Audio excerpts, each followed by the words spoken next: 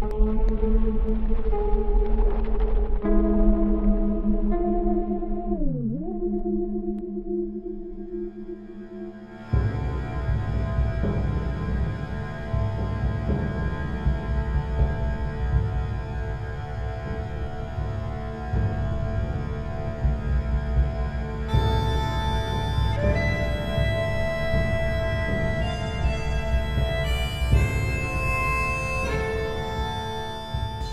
friends, fellow crafters, guy who realized he just wandered into that weird part of YouTube.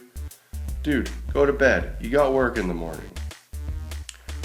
We're back for another episode of Black Magic Craft. It's been a while. Everybody in the house has been sick on and off again for the last several weeks, so it's been tough to try to put this together. But tonight's game night, so it's a perfect opportunity to introduce to you our next project. This badass ship. This project is a project that will wow your players. It can be a little bit intimidating, but the hardest part about building something like this is laying it all out. And I'm a real swell guy, so I did that for you. This is another template build. So if you go over to DriveThruRPG, the full link is in the description below. You can download and print out the template for this boat that you can use to cut out all your pieces, and all the guesswork is done for you, and you can just put it together and paint it, customize it. As I'm going to mention in the tutorial, there's two sails you can print out. One has a pattern on it, like a sail texture, that looks a little bit more realistic, and one that's just blank in case you don't have a color printer or you want to do your own thing on white paper with washes. The way this thing is built, the mast comes off and the sail is actually removable, so you can make a whole bunch of different ones and keep reusing this project. Add logos to your sails depending on clans or whoever owns the boat. This is a cool project, so let's go over and make a ship. Alright, once you've downloaded the template from DriveThruRPG, you can carefully cut out all of the pieces. You're going to want to join the front and back parts of the ship base, as well as the front and back of the ship's sides. And just a quick check to make sure everything lines up. And grab yourself some 1/2-inch extruded polystyrene, take a glue stick, just go around the edge of your piece and glue it on top. You can use this as a guide to cut out the shape. Do this slowly, take a few passes to make sure you get a nice square, clean cut. Then you can peel off the template and put it aside to reuse it in the future if you'd like. You're going to repeat the same process with the side pieces, except here you're going to use the dollar store foam core with both pieces of paper ripped off. Once you have this cut out, you can peel off the paper, stick it to another piece, and do it again. You need two sides. Now we're going to start putting some wood planking on the ship base. Here I just gridded out 1/2-inch spaces and drew some continuous lines. I go through with a X-Acto knife and score in maybe about 1/8 of an inch deep channel, and then I take a ballpoint pen and run it through a few times to create a indent. Then go through and draw in some cross lines to show where the planks begin and end, and if you'd like you can poke in some dots to show nail holes. Now I'm drawing the planks on the side panel. Here I'm not marking anything out because they're curved lines. I'm just using a technique called finger gauging, where basically you take your finger and ride it along the edge of your piece to get a fairly smooth line. But you can just freehand this. Then obviously repeat the same pattern on your other side panel.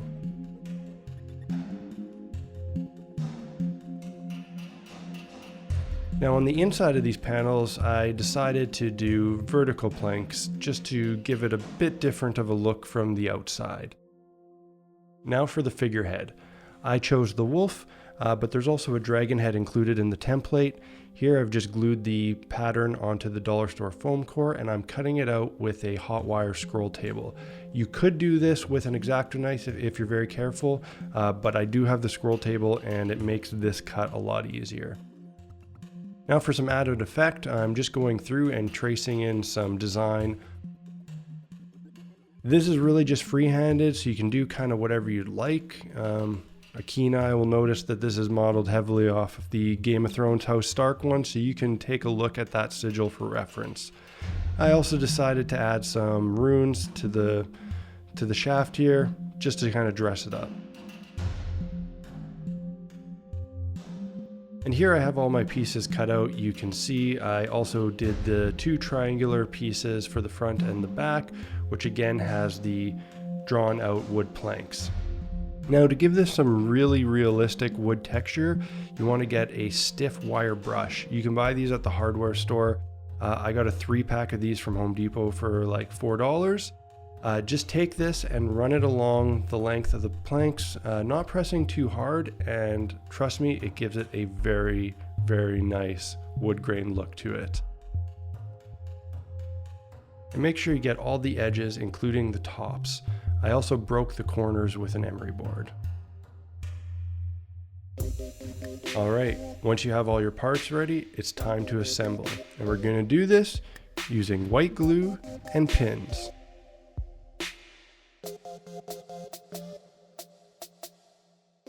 You can see here I forgot to draw in the planking on these pieces on the edge, so I'm doing it now. So you want to use full strength PVA glue, brush it on the entire surface, and then place your piece and start pinning it together. The nice thing about this project is that it has all those little nail holes in the boards. So if you'd like, rather than temporarily pinning, you can do what I'm doing here and actually put the pins in all the way and leave them in there permanently. This will give the whole thing a lot of extra strength and honestly add quite a bit to the finished look. This part is a little tedious, but take your time with it, make sure everything lines up nicely. And this is the really great thing about working from a template. When you join these pieces up, they should all be the right length.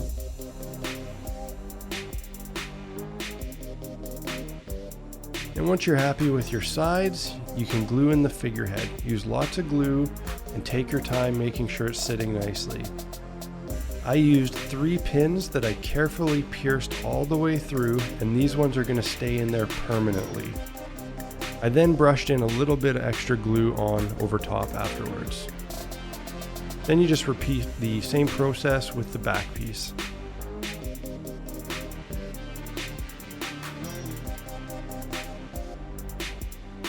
Now take some glue and run it along all the seams. Try to fill them in and give everything a lot more strength. Don't be shy here. Coat it up in glue.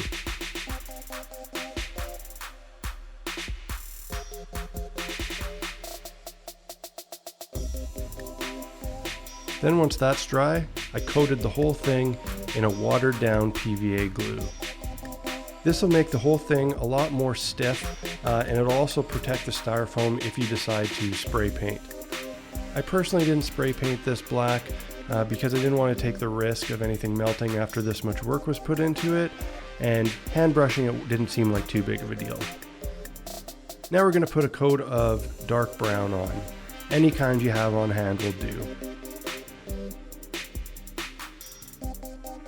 Cover the whole thing, fairly watered down, let it get into all the crevices.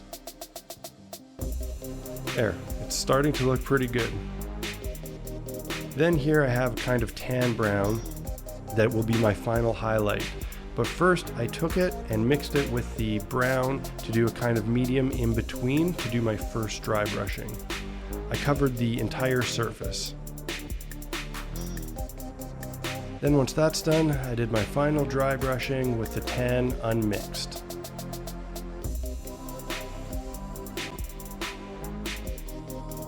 Last, I took a very, very watery black wash and tested it out on a few spots, made sure I liked it, and then went ahead and covered the whole thing in this wash. This gave everything a nice aged look, but more importantly, it really brought out all those really fine wood grain textures from the wire brush. And for the mast, I took a large dowel at 9 inches long and a small dowel at 5 inches long. I cut a small groove in the large one that the small one could fit into. I wanted the ends to have a kind of hewn look, so I sanded them all down. Then, to make these look more like hand-chiseled logs, I took my knife and just started carving them up. This really helps to make them not look just like store-bought craft sticks. Then I just glued the two pieces together. And for the base, I found this plastic piece that I had lying around. I don't know what it's from, but you can use a lid or a washer. This one just happened to fit the dowel nicely, and I used some goop to attach it. I decided that I wanted to use some toothpicks as some side supports, so I drilled in some holes into the plastic piece and just glued the toothpicks in place. And that's really it for building the mast. All you have to do is let that dry and then paint it out using the same technique as on the boat. Last step is the sail. I've included two different ones in the template. One that has this realistic sail texture, but it doesn't have that logo on it. That was specific to my campaign, and I thought it would be better to leave it blank for you guys. I've also included a totally blank one in case you don't have a color printer or you want to do your own weathering techniques with paints. Anyways, once you print out the sail of your choice, I decided to use these grommets that I bought from Walmart to make this sail removable from the mast. This way I can make many different sails and use this boat many different times without tying it to a specific location. And I think it looks pretty good. Once I was happy with it, I decided to crumple up the paper a bit on the lines in the print to give it a bit more of a 3D look. And of course, if you want your sail to have some sort of a logo on it, you can take my template and use GIMP or Photoshop and overlay your own graphic on top to suit your campaign perfectly.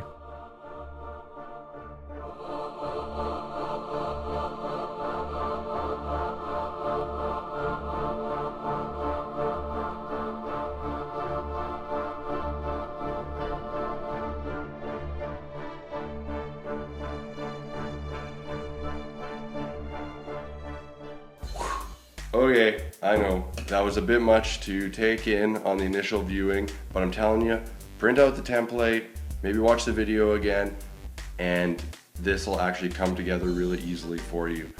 Again, the link for the template is in the description below at DriveThruRPG. It's pay what you want, so you just enter 0, hit download, and it's yours. However, if you want to support this channel financially, if you want to give a thank you for the work I've been doing, that's a way you can do it. Throw a few bucks in there. Because I'm in Canada, I can't use the YouTube tip jar, so that's a great way to help out the channel. Hit like, hit subscribe if you're not already a subscriber, and you know what? Tell your friends about Black Magic Craft, because I got lots of cool stuff coming up. This ship is going to be the first part in a whole nautical series. Because next episode, boom boom, we're making giant tentacles. And after that, gonna show you how I made this very simple, awesome looking water board. Okay, until next time, peace out.